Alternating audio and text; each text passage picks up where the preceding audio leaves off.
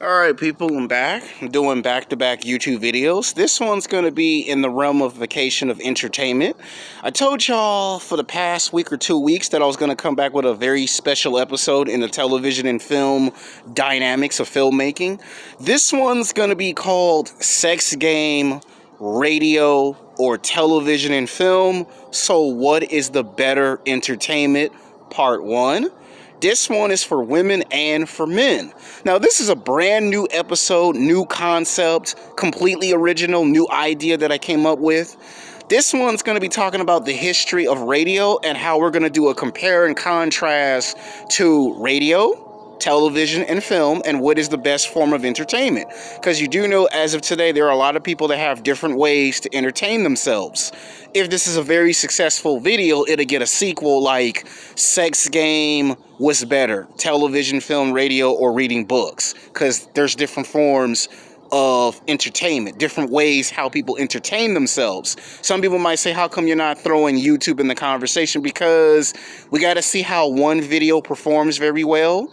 One of the complaints that I got last year is that I would put out all these good concept videos, and even though I got a lot of views for the videos, people was like, can you just wait until see if one video's good before you put out part 2, part 3, and things of that nature?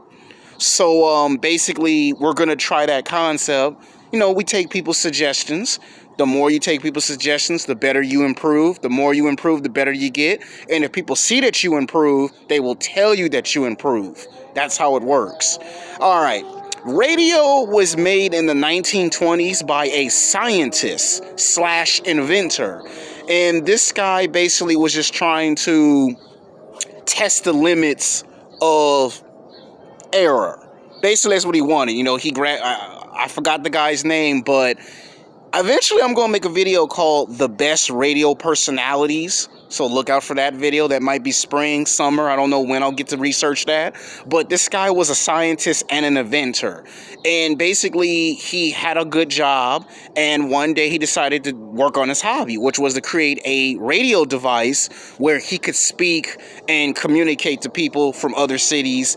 And one day he got this strong, powerful signal from another country, and it was so powerful that he told everyone about it. And of course, in these types of situations, they always laugh at the nerdy, geeky guy who invents something and they think it's a joke. And then you fast forward 200 years later, everyone's using this man's invention. But my point is, he got a strong signal from another country. So he did it a second time, and the third time. All of a sudden, he was able to record his voice. You know, that whole thing, testing 1 2 1 2 1 2 3, testing. We're going live. He did a live broadcast for broadcasting. That's where broadcasting come from. I learned a little bit about some radio when I took some television and film classes. And basically, all of a sudden, from out of nowhere, radio was invented. And one of the things that they did was they made crime drama mysteries. They would put them on the radio. If you watch some of the stuff that we have today on television, imagine Law and Order, but in radio form. Imagine CSI Miami, CSI, some of your favorite television shows on radio, right? Like Batman and Superman, before they became movies and television shows, well, 75 years ago, they were radio shows. You had to picture and imagine Batman before we got movies and television depictions of what Batman would look like. They had Superman in the radio show. You had to picture it's a bird, it's a plane, no, it's Superman. You had to picture all of that.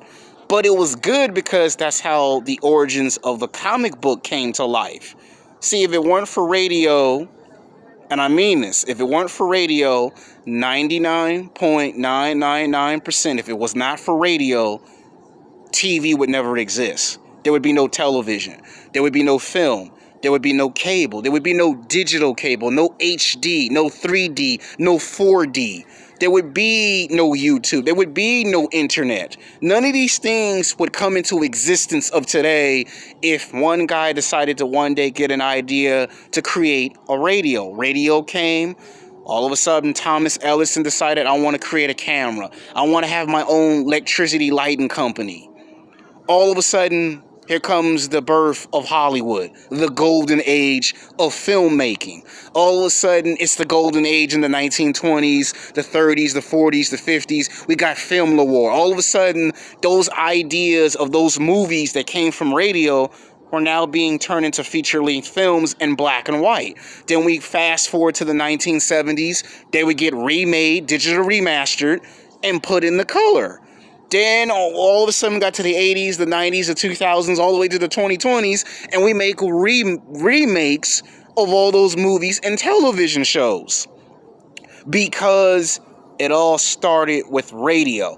Now, radio doesn't get as much respect and credit like it needs to because radio is what came first.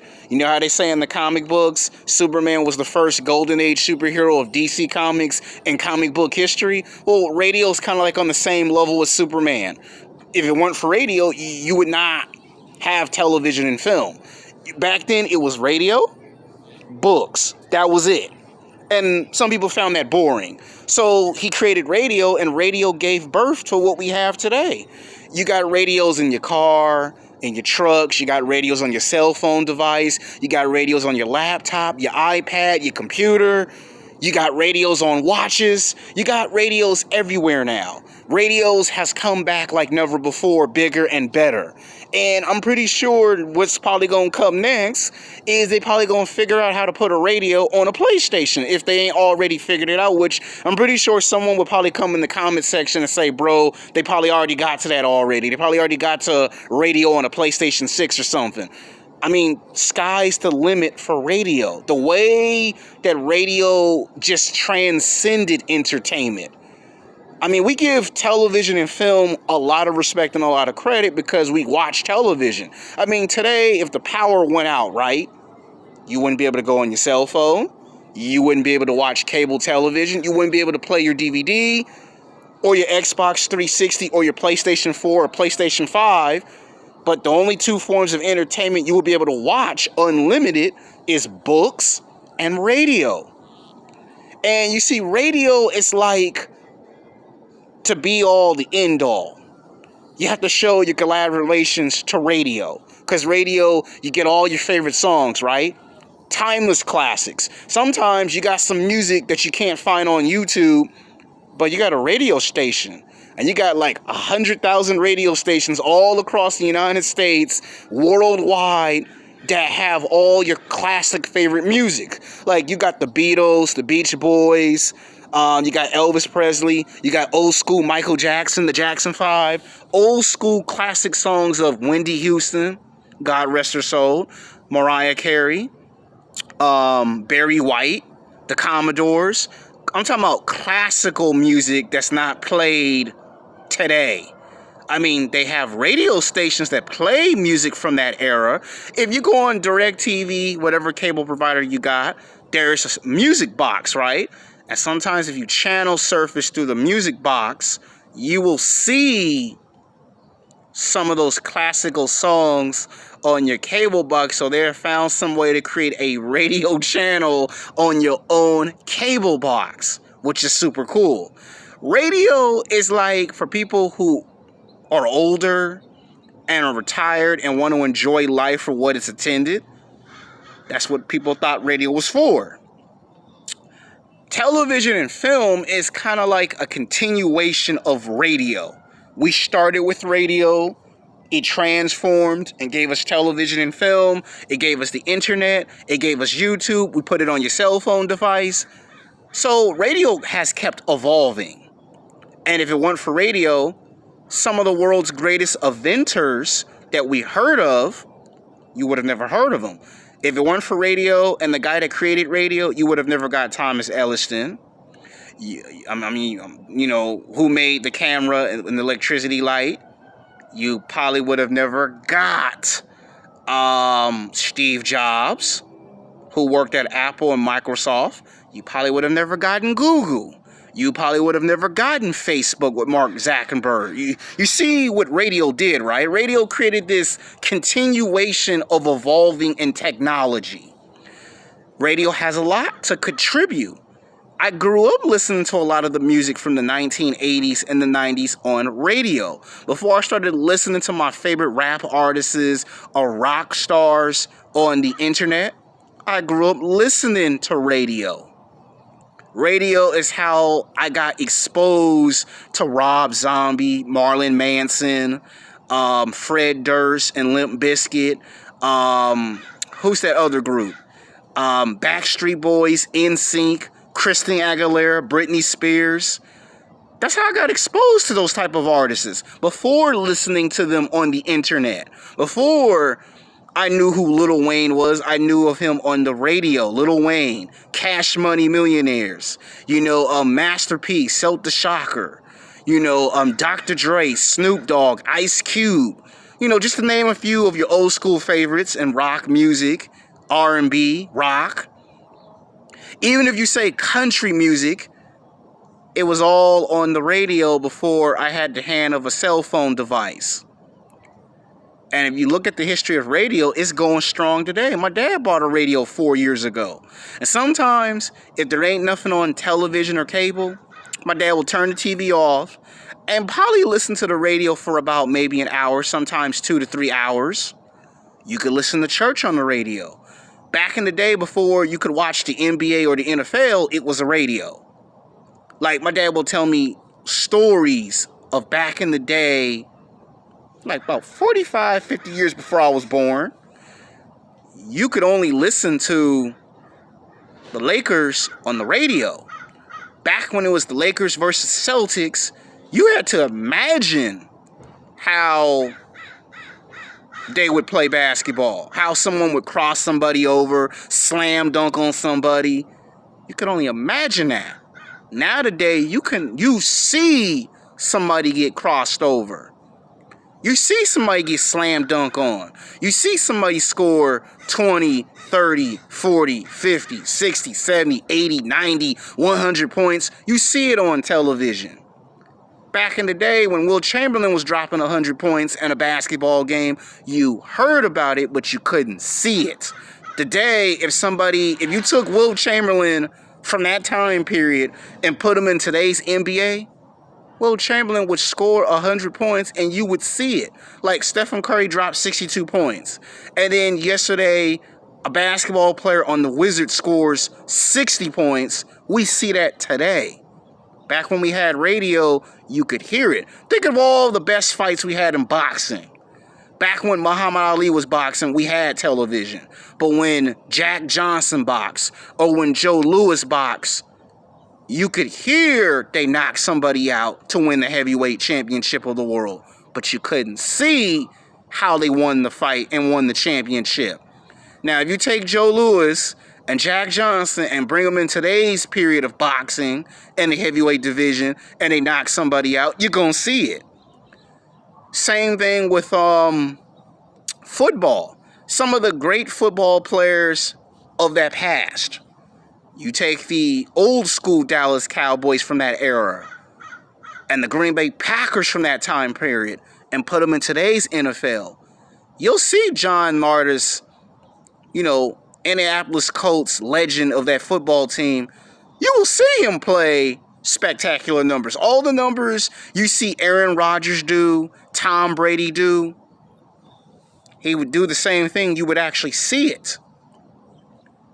I'm just trying to tell you how radio has evolved and how you should pay tribute and respect to radio. If it weren't for radio, technology would not evolve as we know it, because you have radio in your car, truck, you got radio on bus, radio on airplane, helicopter. It's even the best form of communication. Whenever you get stranded, whether it was on land or on sea, they had an accomplice and they also had a radio device to signal for help.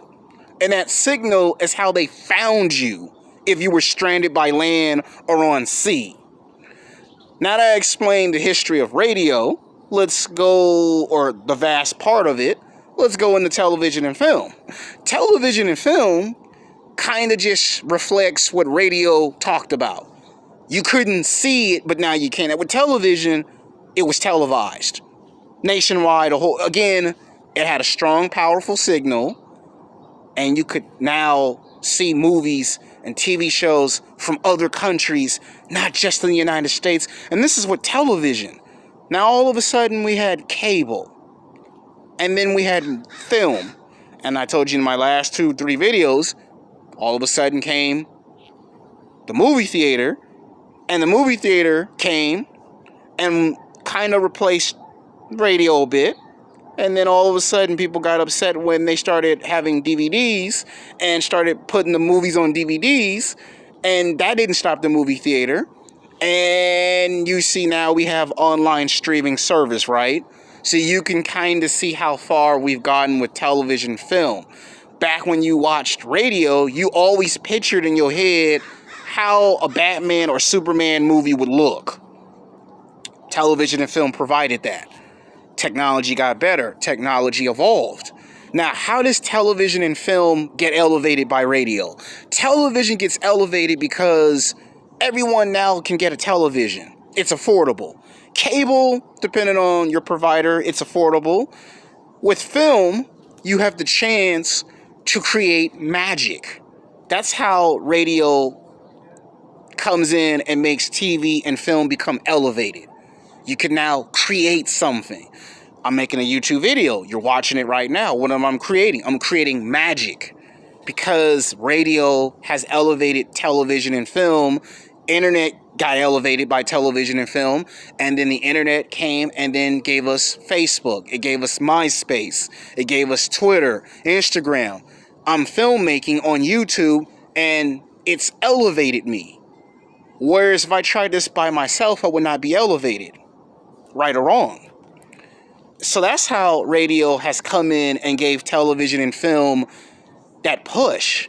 And television and film in return is giving the internet and social media that push. And social media is evolving technology. We now got cars, or we soon will one day have cars that will drive themselves. Technology constantly continues to evolve. We, as human beings, 7 days a week, 24 hours a day, 365 days a year, we continue to evolve. One step closer to that realization. Now, I'm not trying to go all scientific and super nerd on all y'all. I'm just making a very good, compelling piece to this video. So this is part 1. I don't want to make it too long, because one of the complaints I got last year is that I made videos way too long and then put them out from out of nowhere.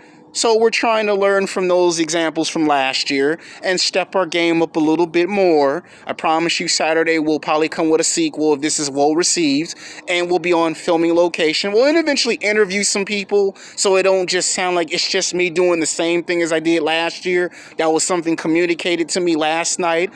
Another YouTuber kind of reached out and told me, if you still want to be the top dog by summertime, you need to be very more creative and step up to the plate and actually show us why you deserve to be the best of the best. Once again, YouTube has elevated me to this level. Now I have to deliver. Until then, peace.